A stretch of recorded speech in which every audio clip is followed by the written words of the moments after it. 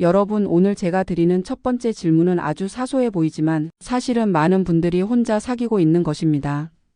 당신은 오늘 거울을 제대로 들여다보셨습니까? 아니면 슬쩍 보다가 눈을 돌리셨습니까? 거기 있는 얼굴이 내가 기억하는 내 얼굴과 너무 달라서 오래 바라보기가 불편해서 어느 순간부터 거울 앞에 오래 서지 않게 된 건 아닙니까? 어느 날 무심코 거울 앞을 지나치다 희끗희끗한 머리와 깊게 팬 주름, 탄력을 잃고 늘어진 뱃살을 마주하고 내가 언제 이렇게 늙어버렸나 싶어 가슴이 철렁 내려앉은 적 없으십니까? 그 순간을 기억하십니까? 분명히 지나가려고 했는데 거울 속 그 얼굴에 발이 멈췄습니다. 그리고 한동안 그 얼굴을 바라봤습니다. 익숙한 듯 낯선 그 얼굴을. 내 얼굴인데 내 얼굴이 아닌 것 같은 그 이상한 감각을. 분명히 나입니다.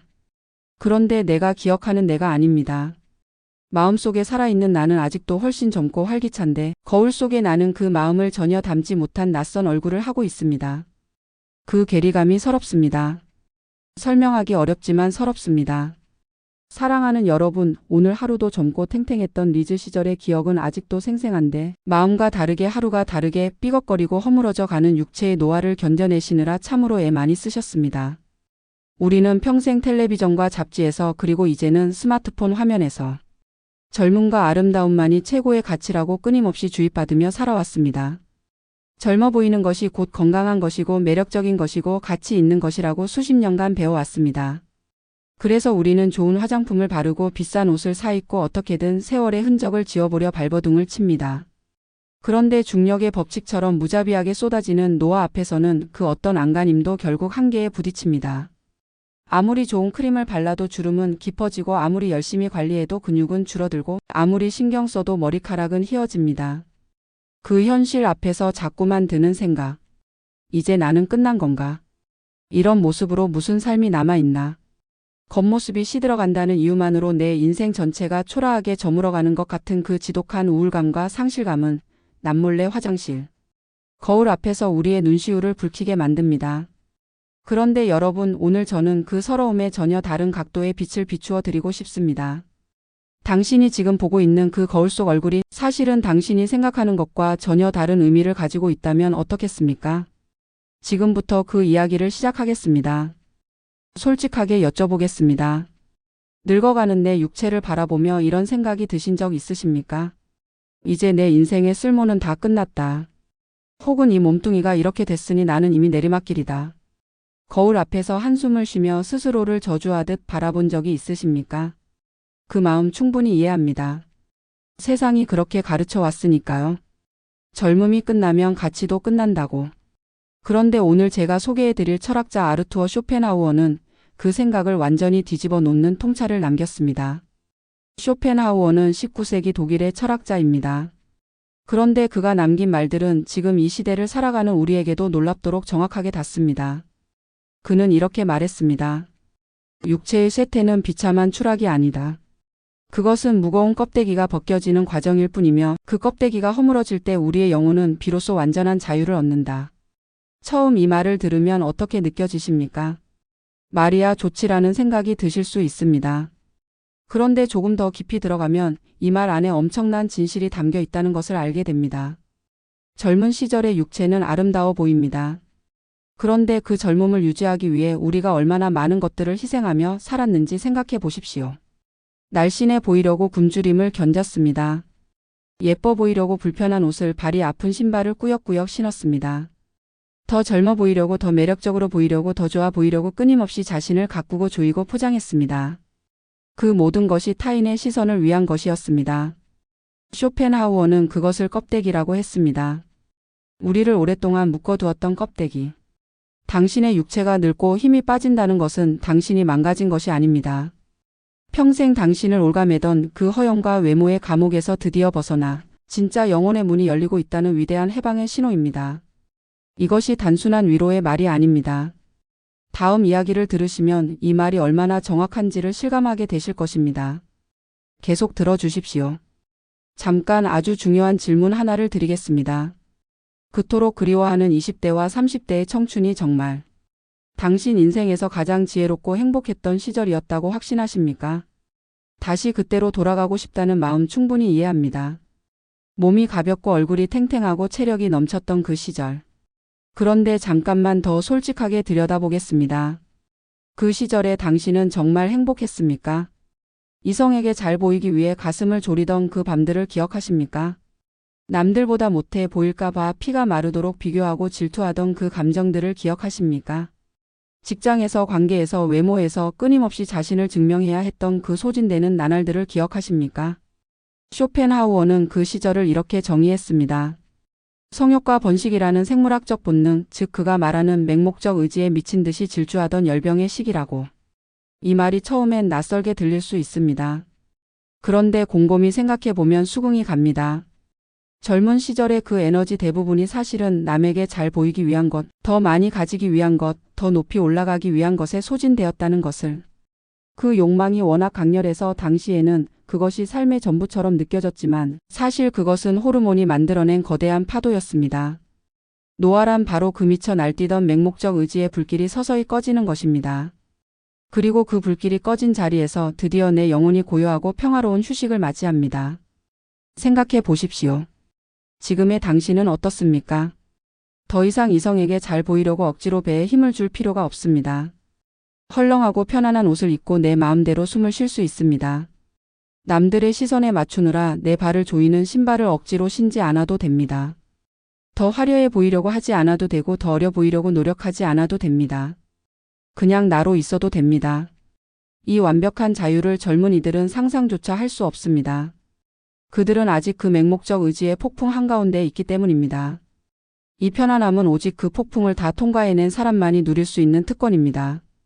당신은 지금 그 특권 안에 있습니다. 거울 속 깊게 파인 눈과 주름과 거칠어진 손마디를 볼 때마다 한숨이 나오십니까? 그 한숨 오늘 이후로는 다른 감각으로 바뀌었으면 합니다. 바꾸기 위해서 지금부터 그 주름을 다시 한번 들여다봐 주십시오. 세상이 말하는 기준이 아닌 전혀 다른 눈으로. 눈가에 그 주름이 언제 생겼을까요? 아이가 처음 걸음마를 뗐을 때 환하게 웃으며 생긴 주름일 수 있습니다. 가족이 아파서 밤새 걱정하며 찌푸리다 생긴 주름일 수 있습니다. 떼약볕 아래서 열심히 일하며 눈을 찡그리다 생긴 주름일 수 있습니다. 그 주름 하나하나에는 당신이 살아온 세월의 이야기가 새겨져 있습니다. 세상의 잣대로 보면 젊고 탱탱한 얼굴이 아름다워 보일지 모릅니다. 하지만 인생이라는 거친 폭풍우를 다 견뎌내고 살아남은 당신의 주름진 얼굴은 그 어떤 매끈한 젊은이의 얼굴보다 수만 배는 더 고결하고 웅장한 예술 작품입니다. 그 주름 하나하나에는 자식을 먹여 살리기 위해 밤낮 없이 흘린 거룩한 땀방울이 배어 있습니다. 수많은 배신과 이별의 상처를 스스로 꿰매고 다시 일어선 눈물겨운 승리의 역사가 새겨져 있습니다. 가족이 힘들 때 내가 버팀목이 되어준 기억, 아무도 몰라줘도 묵묵히 해야 할 것을 해낸 기억, 쓰러지고 싶어도 다시 일어선 기억들이 그 주름 속에 고스란히 담겨 있습니다. 거칠어진 손마디를 보십시오. 그 손으로 무엇을 해왔습니까? 밥을 지었습니다. 아이의 손을 잡았습니다. 아픈 가족의 등을 두드렸습니다. 새벽에 일어나 무거운 것을 들었습니다. 당신의 손이 거칠어진 것은 당신이 그만큼 치열하게, 성실하게, 포기하지 않고 살아왔다는 증거입니다. 아무런 고난도 겪어보지 않은 백지장 같은 젊음이 어떻게 당신의 깊고 찬란한 연륜을 이길 수 있겠습니까? 새로 만든 도자기와 오랜 세월 숱한 손을 거쳐온 오래된 도자기를 생각해 보십시오. 어느 것이 더 귀합니까? 어느 것에 더 깊은 이야기가 담겨 있습니까? 매끈하고 반질반질한 새 도자기에는 없는 것이 세월과 함께 깊어진 오래된 도자기에는 있습니다. 그것은 역사입니다. 그것은 이야기입니다. 그것은 아무나 가질 수 없는 품격입니다. 당신의 늙어가는 몸은 수치스러운 흉터가 아닙니다. 이 험난한 세상에서 끝까지 포기하지 않고 살아남은 위대한 전사에게 우주가 수여하는 가장 빛나는 훈장입니다. 그 훈장을 부끄러워하지 마십시오. 그것은 당신이 살아낸 시간의 증명입니다. 아직도 조금만 더 젊어 보였으면 하는 미련의 비싼 시술을 고민하고 계십니까? 타인의 시선에 얽매여 늙어가는 나를 끊임없이 증명해야 한다고 느끼고 계십니까? 여기서 아주 솔직한 이야기를 드리겠습니다. 젊어 보이려는 노력이 나쁜 것이 아닙니다.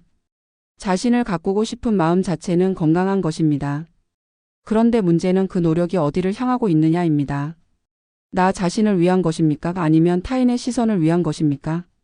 내가 기분 좋고 싶어서입니까? 아니면 늙어 보일까봐 두려운 것입니까?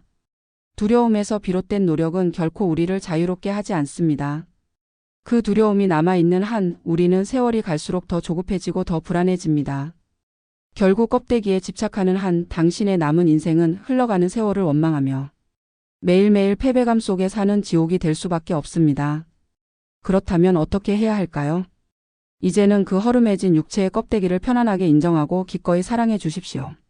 지금 거울 앞에 서서 이렇게 말해 보십시오. 소리 내어 해보셔도 좋습니다. 이 낡은 몸뚱이로 평생 나를 태우고 이 먼 길을 오느라 참 고생이 많았다. 이상하게 들리십니까? 그런데 이 말을 진심으로 할 수 있게 되는 순간 무언가 달라집니다. 수십 년간 스스로를 비판하고 채찍질해온 그 긴 습관에서 처음으로 벗어나는 순간이 됩니다. 거울 속의 나를 향해 가장 따뜻하고 자애로운 미소를 지어 보이는 것, 그것이 진정한 자기 사랑의 시작입니다. 남에게 예뻐 보일 필요가 없다는 것을 깨달을 때 우리는 비로소 진정한 나 자신과 마주하게 됩니다. 그 마주침이 처음엔 어색할 수 있습니다. 타인의 시선을 걷어내고 나면 거기 남아있는 진짜 나를 낯설게 느낄 수도 있습니다. 그래도 괜찮습니다. 그 낯선 만남이 쌓이면서 비로소 오롯한 내가 되어갑니다. 외모를 향한 집착을 툭 내려놓고 영혼의 깊이에 물을 주기 시작할 때 쭈글쭈글한 당신의 얼굴에서는 그 어떤 명품 화장품으로도 절대 흉내낼 수 없는 세상에서 가장 인자하고 기품 있는 어른의 빛이 뿜어져 나오기 시작합니다. 그 빛을 아십니까? 살면서 한 번쯤은 보셨을 겁니다. 화려하지 않은데 눈이 가는 어른. 꾸미지 않았는데 품위가 느껴지는 얼굴. 주름이 있는데 아름다운 사람. 그것이 바로 껍데기를 내려놓은 영혼에서 나오는 빛입니다. 그 빛은 나이가 들수록 더 깊어지고 더 따뜻해지고 더 강해집니다. 그 빛이 이제 당신의 차례입니다. 오늘 밤 잠들기 전에 딱 한 가지만 해보십시오. 거울 앞에 서십시오. 굳이 환한 조명 아래가 아니어도 됩니다. 그냥 오늘의 당신 얼굴을 바라보십시오. 피하지 마십시오. 슬쩍 보고 지나치지 마십시오. 딱 1분만 그 얼굴을 정면으로 바라봐 주십시오. 그리고 이렇게 생각해 보십시오.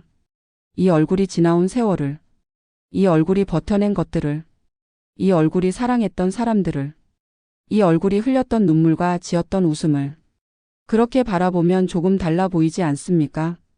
그 얼굴이 그냥 늙어버린 얼굴이 아니라 살아낸 얼굴로 보이기 시작하지 않습니까?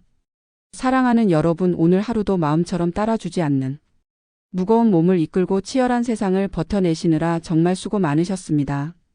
그 몸이 오늘도 하루를 버텨줬다는 것, 그것이 이미 작지 않은 일입니다. 당신은 조금 낡고 시들었을지언정 결코 가치가 떨어진 것이 아닙니다. 오히려 불필요한 허영과 거품이 다 빠진 채 내면의 향기가 가장 깊고 진하게 우러나오는 완벽하게 숙성된 인생의 황금기를 맞이하고 있습니다. 오래된 와인을 생각해 보십시오. 막 만들어진 와인은 향이 단순합니다. 그런데 수십 년을 숙성한 와인은 향이 다층적이고 깊습니다. 맛이 단순하지 않습니다. 그 복잡하고 깊은 향이 바로 세월이 만들어낸 것입니다. 어린 와인은 그것을 가질 수 없습니다. 오직 오래 숙성된 것만이 그 깊이를 가집니다. 당신이 그렇습니다. 지금의 당신은 가장 깊이 숙성된 시간 안에 있습니다. 더 이상 젊은 이들을 부러워하지 마십시오. 당신의 영혼은 지금 그 어느 때보다 가볍고 자유롭습니다. 맹목적 의지의 폭풍에서 벗어나 타인의 시선이라는 감옥에서 나와 이제 처음으로 진짜 나 자신으로 살아갈 수 있는 시간이 주어진 것입니다.